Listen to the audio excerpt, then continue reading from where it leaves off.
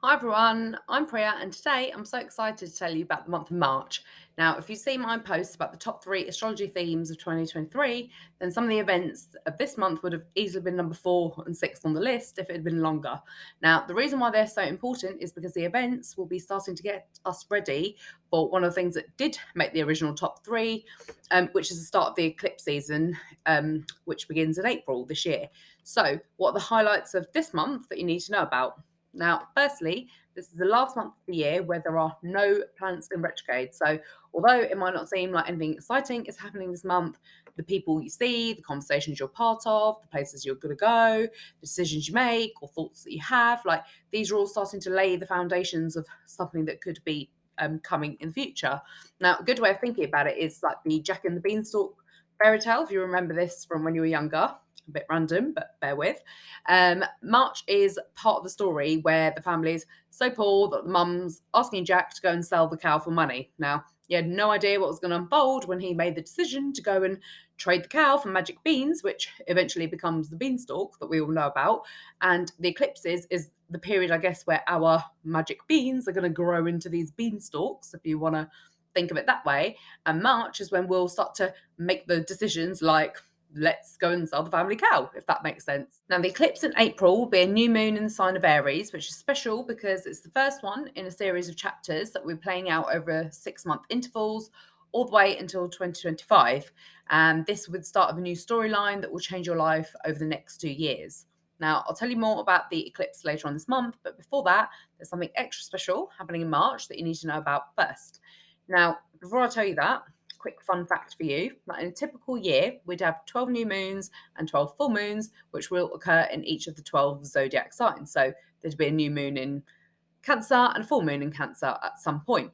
Now, what is really special about 2023 is that we actually have two new moons in the sign of Aries, which will occur back to back. And that's quite rare. So for us this year, the first of these will be on March 21st, which is why I want to tell you about it now.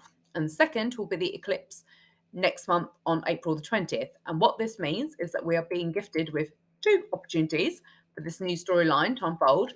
And the second opportunity will be powered by an eclipse. Now, the reason this will occur, for those of you who are interested, is because each of the 12 zodiac signs occupies 30 degrees of the universe.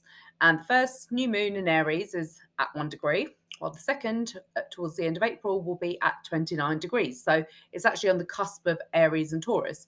Now, there's so much to say about the eclipses that you'll find interesting, including why even the signs that the eclipses are happening are important. But for now, let me focus on March. And I promise to share more details soon, including how you can find out what parts of your life the storylines are going to be about. So, is it going to impact your relationships? Is it going to impact your career, etc.?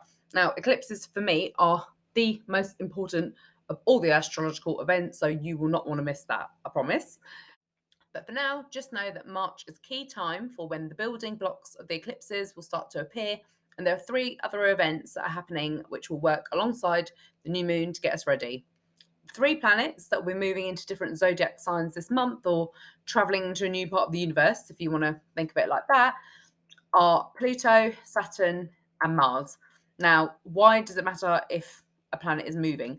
Astrology is all about energy flows, and when a planet's orbit leaves one sign and takes on the energy of the next sign, there's a brief transition period where I like to think that the energies almost like blend and merge into each other. Like it's a bit like if you've ever burnt cooking and you have to open the window to get rid of the smoke, and you can feel the fresh air coming in, but the smoke can take some time to clear completely, completely clear, and the smell can like often linger like afterwards for some time. Now, in reality, there's nothing that you'll immediately notice as a result of this, but this transition will again be key in bringing in new things or fresh air while clearing out the old smoke, if you want to think of it in that way. So, the three planets that I mentioned are all heavyweight planets in their own right for different reasons. Saturn, changing signs, deserves its own video because, in my opinion, it is the daddy of the zodiac. It rules karma, it rules destiny, it rules life goals, basically all things that are meant to be. So, if that is one of the main reasons why you follow astrology, then you cannot underestimate the importance of its move into Pisces this month. So, I'll tell you more about that in a separate video. A sign that is changing is Mars, which arrives in the sign of Cancer after a whopping 7 months in the same sign. Now, that in itself is actually also highly unusual because Mars will typically only spend about 2 or 3 months in a sign.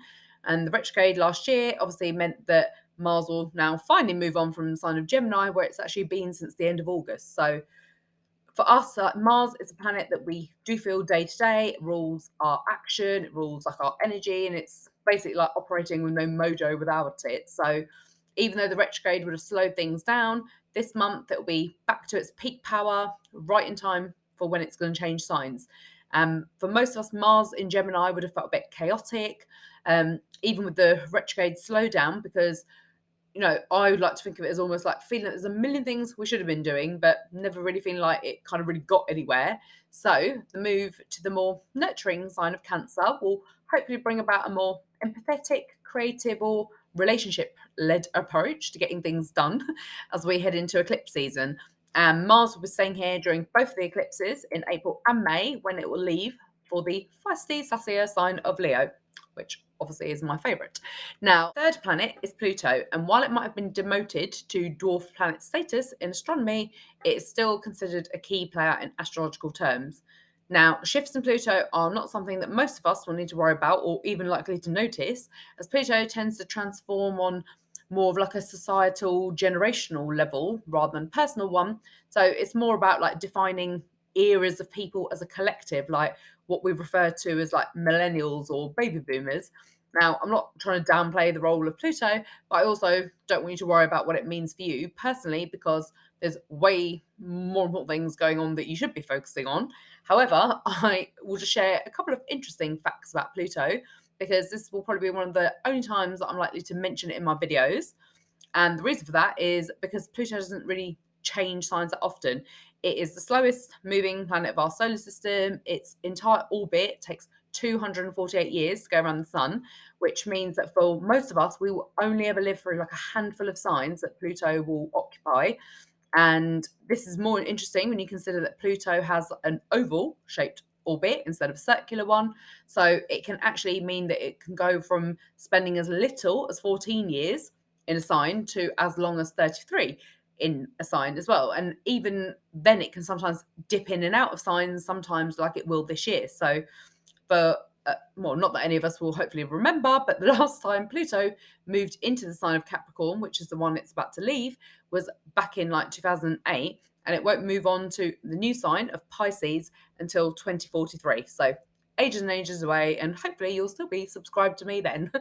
um, so the only thing I just wanted to point out on Pluto is that the most literal meaning that I can think of is like a new future generation is being born, which one day, we'll have a name for it. We'll call it Gen Q or something. But I just thought you'd find that interesting to know. And especially if you give birth to children over the coming years, it's kind of like, yeah, your child will probably be defined as part of that generation when they grow up. So, anyway, that is my overview of March and some of the things that are going on up there, which will soon be shaking things up down here in the next couple of months. And I can't wait to tell you more about that soon.